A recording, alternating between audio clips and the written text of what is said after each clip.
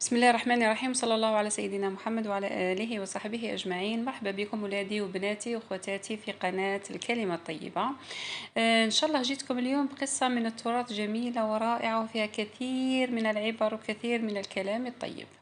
يحكى أنه كانت كاينة مدينة وبجنبها كاين جبل وكاين غابة، وفي الجبل هذاك كانت كاينة أفعى ضخمة جدا يعني دايرة الرعب والهلع لسكان المدينة، لأنها كانت من وقت لوقت تروح ليهم تعيث في الأرض فسادا، تخلعهم، تخوفهم، تخوف ولادهم، تاكل الدجاج نتاعهم، تاكل الغنم. المهم يعني كانوا يعيشون يعني في قلق دائم وفي خوف دائم، وبقى الأمر هذا مستمر سنين. ولكن في سنة من السنوات حبت هذه الأفعى أنها، أو قررت هذه الأفعى أنها تتوب، فراحت الحكيم نتاع المدينة وقالت له: يا حكيم، أنا راني معترفة بخطئي، أنا على بالي بلي راني ظالمة وراني باستمرار نتعدى على سكان هذا المدينة، ولكن أنا خلاص حابة نتوب توبة نصوحة لله سبحانه وتعالى. فهل يعني من طريق إلى التوبة، يعني ربي يقبلني بعد ما سنين وأنا نظلم؟ فقال لها الحكيم: نعم. قال لها: إذا قررتي أنك تتوبي، أبواب التوبة عند ربي دائما مفتوحة، ولكن قال لها إذا توبتي توبة نصوحة لازم تكفي الأذى نتاعك. هي قالت له: كيفاش؟ قال لها: لازم تبقاي في الجبل نتاعك وتوبي توبة نصوحة، وما تزيديش تروحي للمدينة نهائي، ما ترجعيش للظلم نتاعك وما ترجعيش للمدينة. عندك أصلا الغابة، يعني تقدري تاكلي من الغابة، علاش تروحي للمدينة؟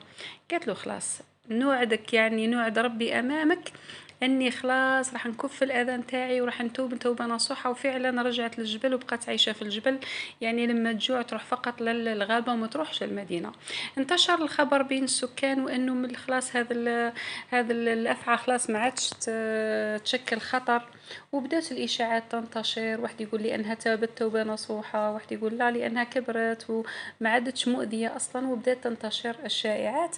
ومن بعد بدا الفضول، الناس هذوك اللي عندهم فضول يروحوا يشوفوا هذا الافعى، فكانوا لما يروحوا يشوفوها لا تحرك ساكنا، يعني ما تجيهم ما تهاجمهم كما بكري، ما ولا تبقى مكانها. ومن بعد شويه شويه عادوا يجوا ناس اخرين يضربوها بالحجر، وبدات هذه الفكره تنتشر، وبداو يجوها، يعني في البدايه كانوا يجوها زوج وثلاثه، ومن بعد عادوا يجوا عشرات، ومن بعد عادوا المئات يجوا يضربوها بالحجر، فكانت تهرب. ومع ذلك يبقاو يجريو موراها، تروح للجحر نتاعها يبداو يضربوها بالحجر، كيما دارت ما سلكتش منهم. عاودت رجعت للحكيم المدينة، قالت له: يا حكيم، انا راني توبت توبة نصوحة ومانيش حابة نرجع للظلم، ولكن الان سكان المدينة راهم هما اللي يجيو، هما اللي يضربوني بالحجر، واصبح عددهم كبير، اصبحوا بالمئات. قالت لهم: كي بداو يضربوا فيها بالحجر، كي ندخل للجحر نتاعي نخاف انه يتسكر، نهرب يلحقوني، وش ندير؟ قالت له: راني خلاص.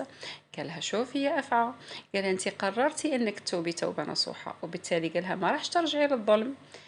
قالها: يعني راكي قادرة تظلميهم؟ قالت له: ايه قادرة. قالها: قالت له: قادرة على كلش، لكن انا مانيش حابة، انا حابة نبقى مسالمة خلاص. قالت له: انا تبت.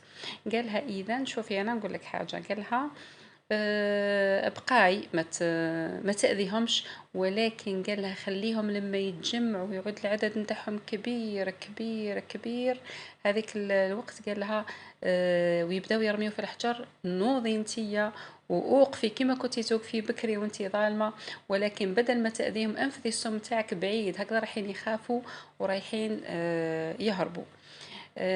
علاش قالها هكذا؟ قالها لانك هكذا راح تبيني لهم بلي راكي قادره تظلميهم، قادره تضريهم، ولكن انتي ماكيش حاب، يعني بمعنى اخر العفو عند المقدره.